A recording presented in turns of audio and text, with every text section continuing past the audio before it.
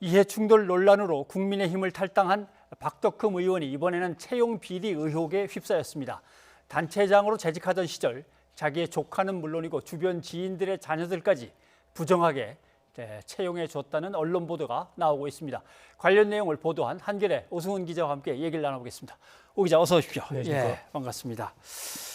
전문건설협회 중앙회장으로 있을 때 주로 이제 벌어진 일인 듯한데 이 협회가 어떤 정도인지 어떤 기관인지 성격을 좀 얘기를 해주시죠. 우선 그 전문건설업을 하고 있는 주로 소규모 단체의 건설업 회사들이 모여 있는 법정 단체로 알려져 있습니다. 예. 중앙회와 지역 지회가 있는데요. 예. 전체 직원은 한 200명 정도 구성돼 있고요. 1년 예산은 협회 차원의 1년 예산 한 400억 정도 운영되고 있는 걸로 알고 있습니다. 네. 그럼 거기서 운영하는 또 다른 뭐 공제조합 같은 게 있습니까? 공제조합 별도의 별도로? 기구로 운영되고 있습니다. 예. 알겠습니다. 자, 조카 네. 또는 지인의 자녀들이 거기에 만약 입사를 했다라고 할 때 우연히 거기에 내가 회장으로 있는 동안에 들어간 것이지 내가 회장에 있는 동안에 들어갔다고 해서 다 내가 밀어넣었다. 이건 아니지 않냐라고 하면 그걸 어떻게 증명해낼 수 있습니까? 그 협회 내부 규정을 보면은요, 예. 중앙 회장이 채용 관련해서 최종 결정을 하게 돼 있습니다. 그래서 자기 지인이나 아니면 심지어 자기 조카가 만약에 지원했다, 본인 모르게 지원했다 하더라도 예. 회장이 그걸 모를 리가 없는 구조인 것이죠. 그래서 결국은 이것도 또 하나 이해 충돌이 될 수 있을 텐데요. 이 박덕흠 의원이 회장으로 있을 때 자기의 친인척과 그다음에 본인 지인의 자녀들이 이렇게 대거 입사했다면 이 부분을 아주 적법한 절차에 의한 채용 절차라고 보기에는 좀 어려울 것 같습니다.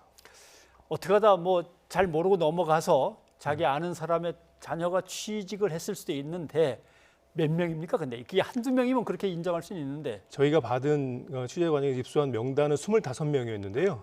그 25명 중에 저희가 취재를 해본 결과 지금 오늘 저희 한겨레 보도에서 나온 조카와 그다음에 출신 학교 교수의 딸, 그다음에 본인이 대주주로 있는 해영건설의 본부장의 아들, 그다음에 서울시 공무원 등에서 4명이 취직 결과 확인이 되었고요. 나머지 21명은 예를 들면 보은 옥천 지역 유지의 자재 이렇게 표기가 돼 있어서 취재 과정이 쉽지는 않았습니다. 예. 아니 근데 전문건설협회가 사람을 큰 기업이 뽑듯이 많이 뽑는 게 아닐 텐데 25명이면은 뽑은 사람 중에 상당한 포션인 것 같은데요. 저희가 국토부 자료를 하나 받았더니요. 예. 그 박덕흠 의원이 회장으로 있던 동안에 한 90여 명이 채용이 됐는데 그 가운데 25명이 지금 부정 채용 의혹이 있다라고 의혹이 제기된 상황인 것입니다. 예. 그러면 이 부정 채용 의혹은 이전에 이 박덕흠 회장 전에 그곳에서 회장을 지냈거나 간부를 지낸 사람들이 진정서도 내고 한 거 보니까 그 안에 아마 내용이 들어있었을 텐데 경찰 수사가 진행되거나 하지는 않습니까? 그 명단이 저희도 입수한 명단이 아마 그 고발인들이 중앙지검에 박덕흠 의원을 박덕흠 의원에 대한 고발이 이루어졌을 때 같이 제출이 됐었거든요. 그런데 지금 검찰 수사는 조사 일부에 중앙지검 조사 일부에 배당된 것까지만 나왔고요. 그 이후에 고발인 조사를 할지 이후 후속 조사가 지금 이루어지지 않고 있습니다. 근데 이제 저도 궁금해서 YTN이 옛날에 보도한 사진들이나 아니면은 자료를 보니까 뭐 도로공사나 국토정보공사 이런 데 가서 아는 사람 아들 딸 막 채용시키는 거 아니냐고 엄청나게 야단을 맞습니다. 쳤더라고요. 박덕흠 의원이. 그런 게 바로 신접해요. 이런 식으로. 근데 지금 자기가 이런 의혹을 받고 있는 건데 혹시 통화를 하거나 만나보셨습니까? 어제도 저희가 그 박덕흠 의원의 보좌관에게 수차례 전화를 걸어서 관련 해명을 요청했는데요.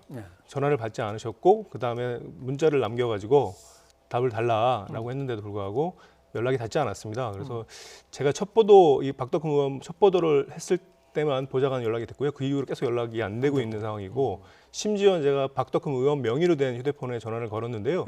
수행비서가 받아서 자기는 할 말이 없다라고 끊고서 그 이후는 연락이 안 되고 있는 상황입니다. 뭐 수행 보좌관이 할 말이 없겠죠. 자기가 뭐 아는 게 얼마나 있는지는 모르겠습니다만은 전문건설협회 회장 때부터 수행한 건 아닐 것 같고. 그런데 뭐 자기 지역구 아는 사람들한테는 또 문자를 보내서 저는 결백합니다 뭐 했다는 얘기도 있고요. 추석을 맞아가지고 박덕흠 의원이 이제 지역 유권자들에게 문자를 보냈다고 들었습니다. 근데 지금 유권자들이 박덕흠 의원에게 이런 문자 보내지 마시고 사퇴 먼저 하세요라고 단문을 보냈다고 제가 그 캡처를 받아봤거든요. 예. 그러니까 지역 민심이 지금 뭐 최근에는 1인 시위도 막 벌어지고 있고 현수막까지 사퇴 요구 현수막까지 걸렸는데요. 그게 뭐 추석 연휴 때 현수막이 갑자기 사라졌는데 예. 그 자리에 보좌관이 있었다. 뭐 그런 논란까지 일고 있습니다. 예. 논란과 관련해서는 박덕흠 의원의 가족 회사들, 네. 그 회사들이 뭔가 담합이든 아니면 내부에 무슨 탈법적인 거래든 계속 문제가 있다는 의혹도 계속 제기가 되는 거거든요. 네, 맞습니다. 예. 관련 제보들이 좀 저희 들어오고 있어서요. 아. 가족 회사 관련해서도 좀 들여다보고 있는데요. 특히 이제 부인 명의회사랄지 그다음에 아들이 대표로 있는 건설사들이 그동안 이루어졌던 계약들이 제대로 된 것인지 예. 아니면 말씀하신 것처럼 담합 의혹이 있는 것은 아닌지 그런 부분들 좀 들여다보고 있습니다. 예. 뭐 그거는 아직은 의혹이니까 네, 맞습니다. 드러나면 뭐 그때 또 한번 다시 얘기를 나누기로 하고 예. 실제로 보니까 2006년에서 한 2012년 정도에 이제 그 회장을 맡고 있는 네. 것 같은데 이때는 4대강 한다고 나름대로 그쪽이 사실 상당히 수익이 좋을 때입니다. 그렇습니다. 예, 토건이나 건설 쪽이 네. 그런 쪽에서 대체 무슨 일이 벌어졌을까? 만약에 이 의혹은 따로 제껴놓고 생각하더라도 이런 비리나 편법이 안 벌어지려면 네. 어떤 근본적인 대책 같은 게 있어야겠다. 뭐 취재하면서 느끼신 게 있을 텐데요. 그 박덕흠 의원을 취재하면서 이제 이 규모와 비리 의혹의 규모랄지 예. 그다음에 그 방법이라는 것이 굉장히 놀라웠는데요. 이 어떻게 보면 박덕흠 의원 개인의 문제가 아니고 지난번 제가 인터뷰 때 말씀드렸다시피 이게 이해충돌 방지법이 없기 때문에 벌어진 일들이고 어떻게 보면 시스템의 부재 때문에 빚어진 일종의 안타까운 비리 의혹이다 생각이 듭니다. 그래서 앞으로 이해충돌 방지법을 국회에서 반드시 제정하도록 예. 국민들과 언론이 계속 감시를 해야 한다고 생각하는데요.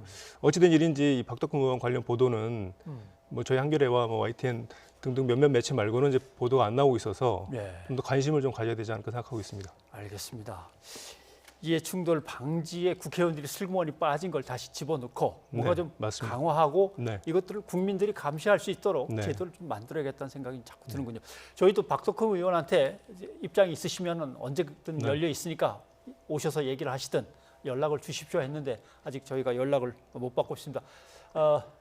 반론의 기회가 아직 있으니까 언제고 연락 주시면 저희가 모시고 한번 또 얘기를 나누도록 하겠습니다. 오 기자 오늘 수고하셨습니다. 고맙습니다.